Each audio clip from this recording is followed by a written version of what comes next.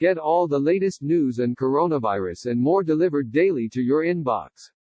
Sign up here. California Gov. Gavin Newsom sees an opportunity to use the coronavirus outbreak to usher in new progressive policies in his state and elsewhere in the country, he said Wednesday. Absolutely, we see this as an opportunity to reshape the way we do business and how we govern, he said during a virtual press conference. The remark came near the end of a long, winding answer to a question about whether he saw the potential, in the crisis, for a new progressive era in state and national politics. That shouldn't put shivers up the spines of one party or the other, he said. I think it's an opportunity anew for both parties to come together and meet this moment and really start to think more systemically, not situationally, not just about getting out of this moment. Click here for complete coronavirus coverage.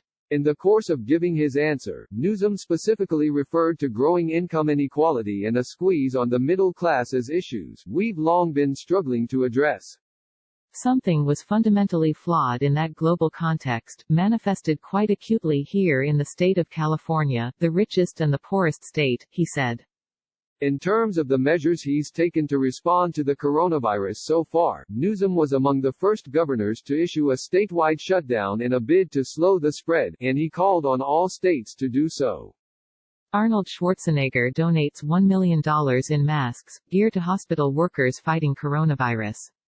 Like governors across the country, he's issued a slew of executive orders in response to the COVID-19 outbreak.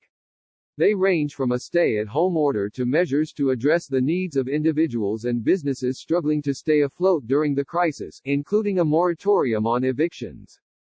Still, Newsom's answer appears reminiscent of an infamous comment former Obama advisor and Chicago Mayor Rahm Emanuel made in a 2008 interview about the economic crisis with the Wall Street Journal: "You never want a serious crisis to go to waste.